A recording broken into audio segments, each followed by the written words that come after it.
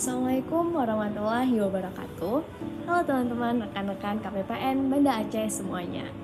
Perkenalkan, saya Aisyah Mutmainah akan memandu podcast kita pada hari ini. Nah, podcast kali ini bertema tentang Hari Ibu yang akan diperingatkan pada 22 Desember. Nah, jadi pada hari ini kita kedatangan dua bintang tamu kita, kakak-kakak pegawai KPPN Banda Aceh. Nah, mungkin kepada kakak-kakak silakan memperkenalkan diri. Assalamualaikum warahmatullahi wabarakatuh. Perkenalkan semuanya, saya Yuliana Fitri, pegawai dari Seksi Pencairan Dana KPPN Banda Aceh. Assalamualaikum warahmatullahi wabarakatuh. Saya Ida Najati. Saat ini bertugas di Seksi Manajemen Satker dan Kepatuhan Internal KPPN Banda Aceh. Nah, dua pegawai kita yang menjadi bintang tamu pada hari ini merupakan ibu yang bertugas di rumah gitu ya, juga bertugas di kantor ya kakak-kakak ya. Nah, jadi selama menjadi seorang ibu nih kak, karena kebetulan kali ini podcastnya tentang ibu, tentang Hari Ibu, jadi saya pengen nanya nih, selama jadi ibu juga menjadi seorang wanita pekerja, pengalaman yang bagaimana yang kakak rasakan gitu selama ini? Mungkin boleh Kak Yuli dulu atau Kak Ida dulu, silakan. Boleh Kak Ida dulu, senior kita semua. Jadi menjadi seorang ibu di rumah dan menjadi ibu bekerja nggak mudah ya gitu. Tapi memang kalau dijalaninya enjoy, kita menikmati gitu, nggak jadi beban, insya Allah semuanya berjalan baik-baik aja gitu. Tapi memang dalam perjalanannya sekian belas tahun gitu ya, kebetulan saya sudah sekian belas tahun menjadi seorang ibu dan wanita bekerja, banyak sekali bukan kendala ya, tapi tantangan gitu. Banyak sekali hal-hal yang memang kita harus bisa membagi waktu, mencari solusi ketika kita memang harus bekerja, tapi di satu sisi mungkin ada permasalahan di rumah seperti itu. Kalau dari Kak Yuli sendiri gimana nih Kak pengalamannya? Pengalaman menjadi seorang wanita karir sekaligus ibu ya. Kebetulan setelah menikah, Allah langsung menitipkan, langsung mengamanahkan saya anak gitu, seorang bayi gitu kan. Jadi bisa dibilang saya ibu muda gitu. Jadi waktu berumur 23 tahun atau 22 ya, pokoknya segituan itu udah menjadi ibu gitu kan. Awalnya memang mungkin terasa berat karena kan setelah 3 bulan kan kita masuk gitu kan. Nah, selama 3 bulan ya waktu saya intens 24 jam bersama bayi, terus tiba-tiba harus bekerja meninggalkan anak saya bersama ibu saya dari pagi sampai sore, itu tantangan terberat sih mungkin bagi semua ibu ya, karena harus meninggalkan anaknya gitu kan. Posisinya juga masih menyusui gitu. Sedikit berat, cuman semakin berjalannya waktu gitu mungkin sudah bisa mengatur waktu dengan baik. Terus juga kebetulan kan melihat tumbuh kembang anak yang semakin hari semakin baik itu ya sudah lebih bisa mengatur waktu lah gitu. Jadi perasaan sedih, perasaan yang merasa dulu sempat merasa kayak kok jadi ibu nggak seperti seorang ibu yang seharusnya gitu kan. Tapi kebetulan alhamdulillah perasaan-perasaan itu semakin lama semakin pudar gitu. Berarti luar biasa ya, suatu tantangan yang sangat luar biasa ketika kakak masih muda gitu ya, menjadi seorang ibu gitu, menjadi seorang pekerja juga gitu ya kak ya. Nah kira-kira nih selama kakak di rumah gitu ya, atau di mana aja lah gitu selama menjadi seorang ibu sekaligus wanita bekerja gitu, apakah ada pengalaman unik yang kayak ini tuh kayak berkesan sekali gitu untuk diri kakak sendiri, mungkin untuk diri Kak Ida juga gitu, gimana kak? Untuk pengalaman boleh ya? Ida dulu. Jadi tadi menyambung dari apa yang disampaikan Yuli. Ketika Yuli melahirkan gitu ya, terus harus kembali bekerja, ada ibu yang bantuin Yuli ngerawat anaknya gitu. Kalau Ida beda lagi karena memang kami bertugas jauh dari keluarga, jadi memang butuh bantuan asisten rumah tangga untuk mengasuh anak. Jadi mungkin tantangan yang berbeda dengan Yuli ya gitu. Jadi sudah berpengalaman juga dengan sekian banyak asisten rumah tangga. Nah ini pengalaman pada saat anak pertama. Pada saat anak pertama usianya sekitar 5-6 bulan. Ida mendapat tugas untuk diklat gitu ya, diklat ke Bogor waktu itu, entah pokoknya ke Jakarta atau ke Bogor. Saat itu posisi kami ada di Mataram. Nah itu jalanlah gitu ya, karena berpikir di rumah masih ada suami dan masih ada asisten rumah tangga juga yang bantu, jadi jalanlah kami ke Jakarta. Nah sampai di bandara, kemudian masuk ke taksi, nggak lama ditelepon sama suami kalau ternyata beliau juga dapat tugas ke Bogor di hari berikutnya gitu. Jadi Kak Ida misalkan nyampe Senin, Selasanya tuh suami harus berangkat ke Bogor gitu. Dan bingunglah kami gitu. Nah ini anak gimana, umurnya baru 5-6 bulan, terus sedangkan nggak ada yang jagain dan ART-nya tuh biasanya pulang sore gitu. Nah itu kami bingung banget gitu ya, gimana gitu. Akhirnya setelah kami mencoba untuk ngobrol gimana, yaudah bismillah, suami tetap berangkat dan anak dititipkan ke ART gitu. Nah itu berat banget ya saat itu, pertama kali punya anak kemudian hanya ditinggal sama ART, itu berat. Tapi itu jadi pelajaran gitu bahwa kita berserahnya sama Allah gitu. Dimana aja kita berada, ada yang maha penjaga, lebih pandai menjaga, maha segala-galanya, akan menjaga anak kita, melindungi anak kita. Itu sih. Jadi memang hal yang tantangan berat saat itu, tapi alhamdulillah ada hikmahnya. Berarti kakak di saat menghadapi tantangan yang seperti itu, kakak menyerahkan bagaimana yang terbaiknya dengan Allah gitu ya Kak, sehingga Allah memperlihatkan jalannya gitu ya. Kalau dari Kak Yuli sendiri gimana selama jadi ibu muda gitu ya, mama muda? Paling kan kalau misalnya sebagai seorang ibu muda itu paling masalahnya ya mungkin tidak semua orang mengalami masalah seperti saya gitu kan. Jadi kadang ada masa dimana kayak kita itu ingin sendiri gitu, ingin menikmati waktu sendiri gitu kan. Kayak waktu kayak Aisyah sekarang ini kan, pulang ke rumah kan bisa bebas nih mau ngapain aja, nah gitu kan. Sedangkan kalau misalnya di posisi saya kan, kalau misalnya pulang ke rumah setelah bekerja itu kan rasanya pengen istirahat, tapi sedangkan di rumah sudah ada yang menunggu gitu, dimana dia menunggu dari pagi sampai sore gitu kan. Nah jadi kalau misalnya kejadian yang unik itu pernah itu saya sedang lelah-lelahnya gitu. Habis itu lagi banyak pekerjaan di kantor, kebetulan pas pulang pas lagi lelah-lelahnya itu kepikiran nih pulang nanti minta izin sama suami untuk jagain anak. Habis itu nanti biar saya istirahat sebentar gitu. Yaudah diizinin gitu, nggak apa-apa istirahat aja gitu kan. Nah tanpa saya tahu ternyata suami saya juga lelah kan pulang kerja gitu. Ya udah ternyata kami dua-duanya ketiduran gitu. Nah biasanya anak saya tuh aktif sekali gitu, kesana kesini keranjang mainannya di sini kesana sini. Cuman nggak tahu pas hari itu mungkin karena anaknya tahu kedua orang tuanya sedang lelah gitu kan. Dia nggak tidur tapi dia juga cuman bermain di sekitar kami gitu. Jadi kami sama-sama ketiduran gitu. Pas bangun, loh kok masih rapi.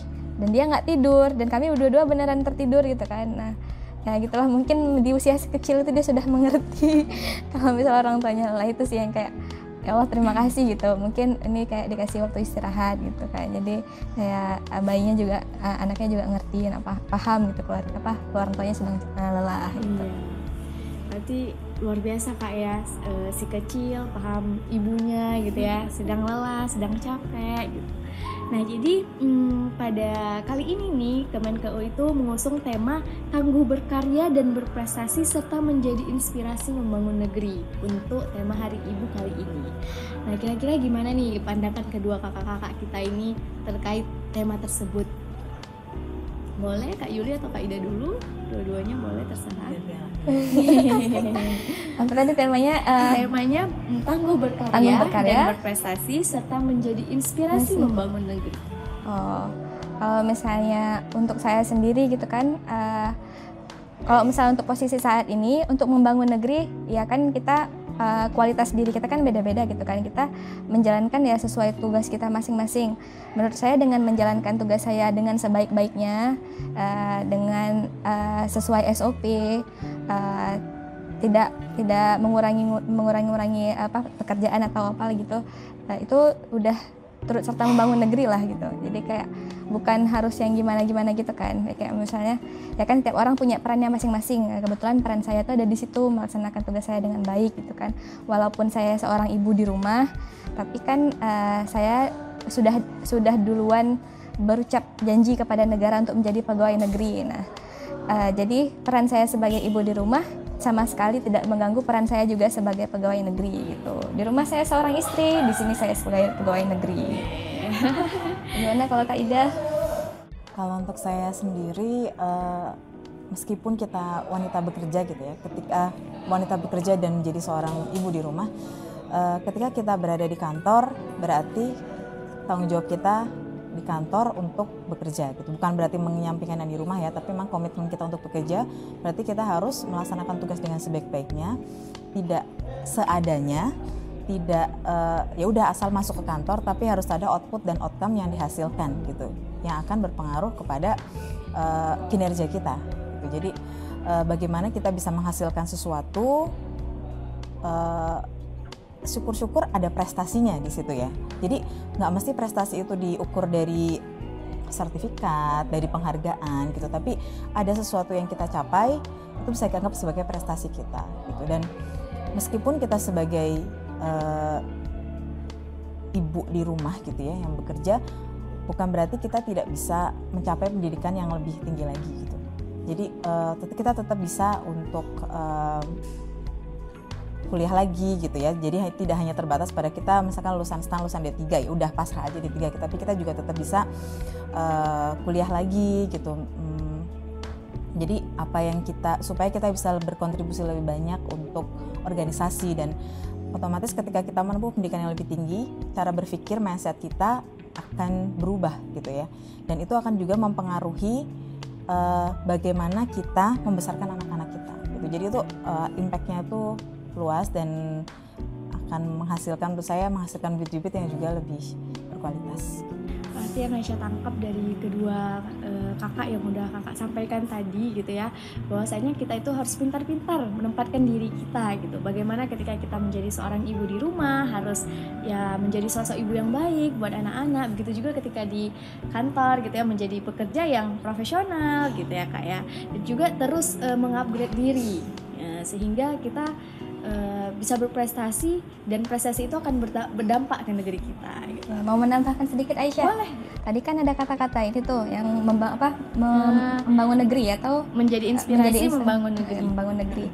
Membangun negeri itu kan terkait dengan SDM juga kan. Nah, kebetulan kami para ibu-ibu ini juga sudah mendidik anak-anak kami gitu kan. Semoga dengan didikan yang baik dan benar gitu kan, dengan seperti kata Kak Ida tadi, dengan terus belajar, terus membangun mindset, insya Allah kami juga berusaha untuk mendidik anak-anak kami supaya menjadi SDM yang unggul kan, bisa juga membangun negeri gitu. Jadi bukan hanya diri kami langsung yang membangun negeri, tapi juga mendidik generasi muda yang terdekat dengan kami, anak-anak kami itu untuk membangun negeri juga gitu. Iya, karena kita harus meninggalkan negeri yang baik, kita generasi yang baik untuk negeri kita gitu ya. Menghasilkan generasi penerus bangsa yang berbaik. Iya, benar sekali. Nah, jadi kan selama jadi wanita pekerja gitu ya, jadi seorang ibu di rumah, itu kan butuh pembagian waktu yang sangat baik ya, memanajemen pekerjaan di rumah, memanajemen pekerjaan di kantor gitu ya Kak ya. Jadi kira-kira gimana nih tips dan trik kedua kakak-kakak ini gitu ya dalam menghadapi menjadi ibu dan menjadi seorang pekerja gitu, tips dan triknya gitu. Mungkin kayaknya Kak Yuli. Oke. Kalau dari saya sendiri tips and triknya kebetulan sampai saat ini belum ditemukan ya. Jadi sebenarnya itu tergantung kemauan kita sih. Jadi kalau menurut saya itu tergantung kemauan gitu. Misalnya nih kan kita ada masa-masa lagi rajin atau tiba-tiba lagi malas gitu kan, ya disesuaikan aja. Jadi misalnya kalau misalnya saya di kantor itu lagi lelah gitu kan, ya otomatis kerjaan rumah ditunda sebentar gitu. Yang penting kita membutuhkan pengertian aja antar anggota keluarga gitu kan. Jadi sesuatu tuh pasti dikerjakan, cuman waktunya mungkin akan ditunda sebentar gitu. Biar nggak sama-sama pusing atau sama-sama lelah gitu mikirinnya. Jadi kayak sebenarnya konsep diri sendiri gitu. Kalau misalnya memang dirasa lelah ya jangan dipaksakan gitu.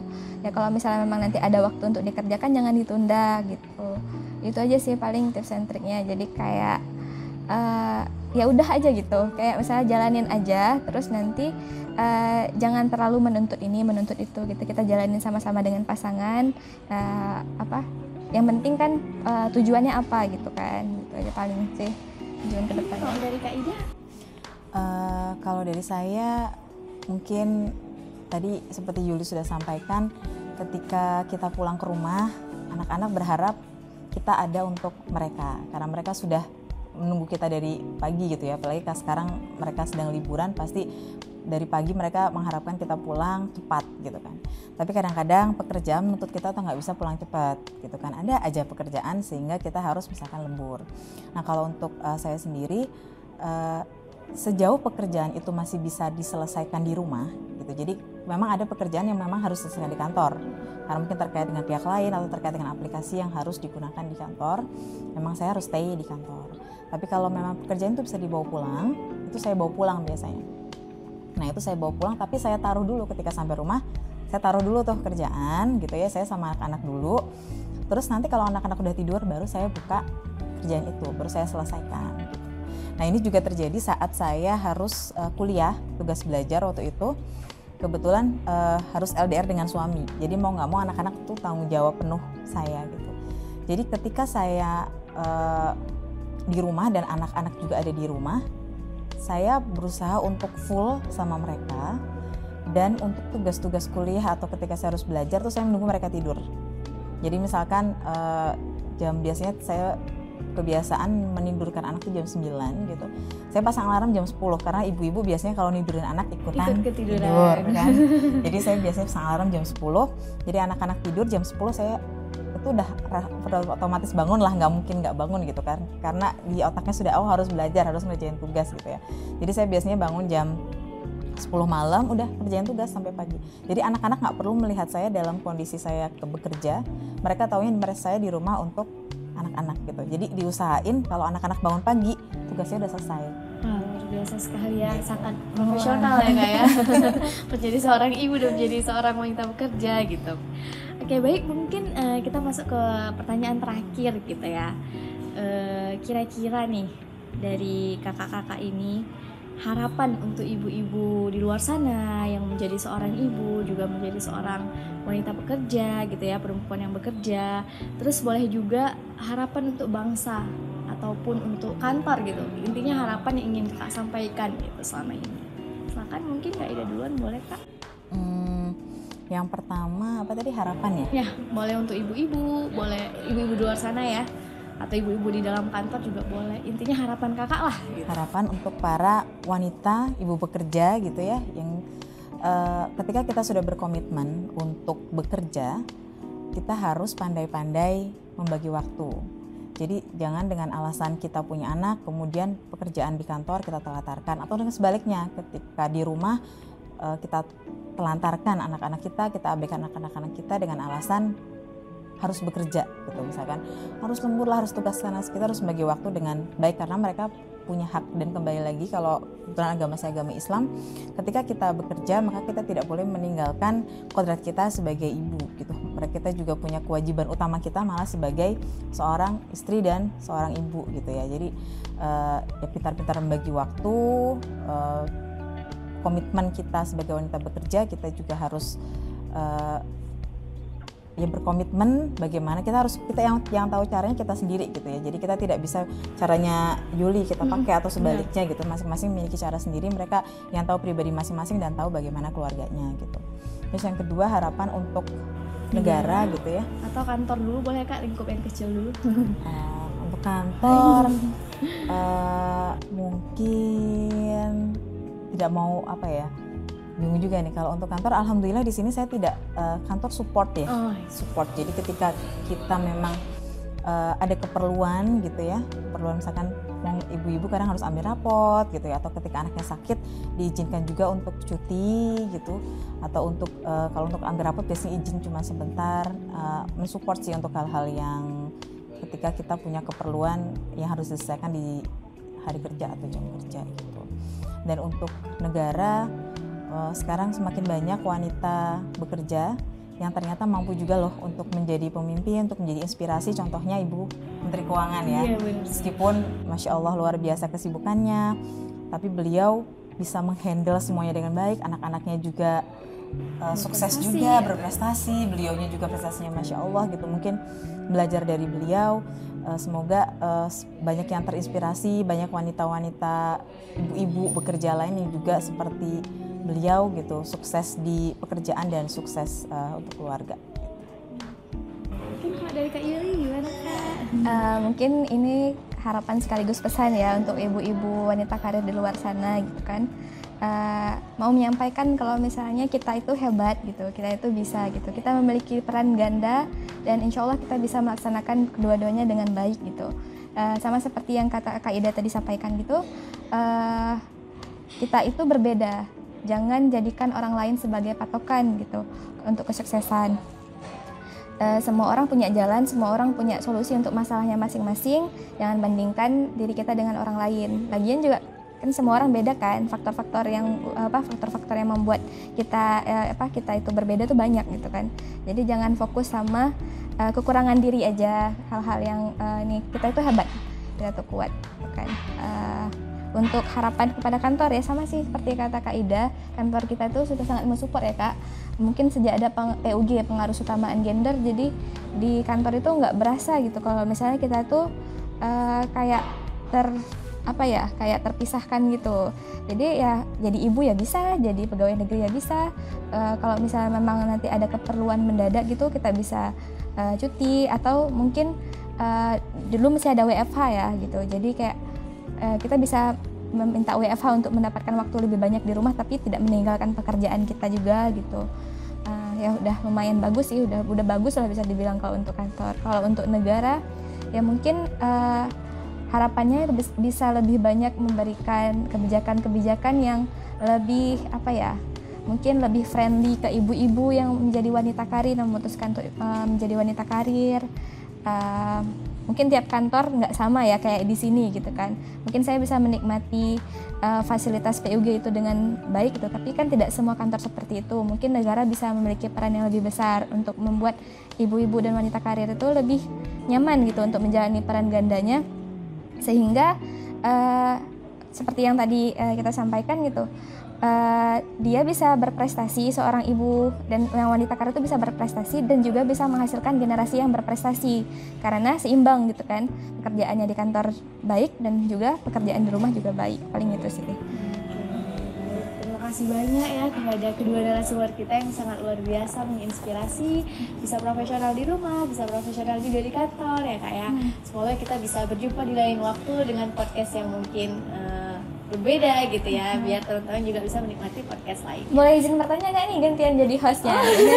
Ini bagaimana pendapat Aisyah nih tentang kira-kira mau nggak jadi ibu yang berperan ganda nanti suatu saat nanti kalau sudah menikah dan memiliki anak, bagaimana rencananya? Kalau Aisyah pribadi nih Kak ya, Aisyah itu selama ini selalu ingin menjadi seseorang yang bisa mengubah negara ini gitu ya.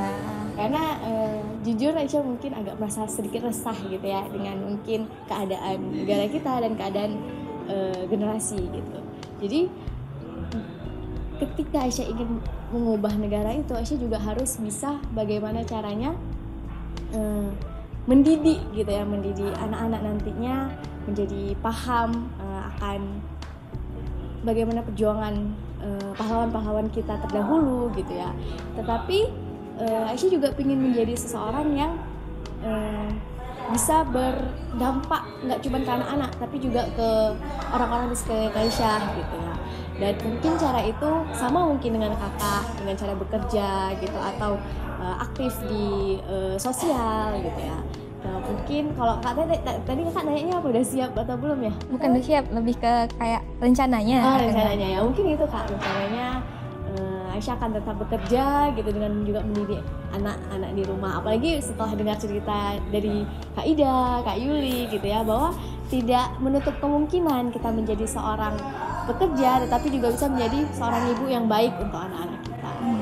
Mungkin gitu Kak Yuli. Kita doakan Karena sama-sama. bekerja juga nggak mesti di kantor ya, nggak mesti di kantor. Kita bisa berkontribusi seperti Aisyah bilang di sosial, gitu ya. Jadi yang pasti ikut membangun negeri lah ya. Iya. Seperti tema Kemenkeu gitu ya. Semangat Aisyah. Ya semangat juga Kak.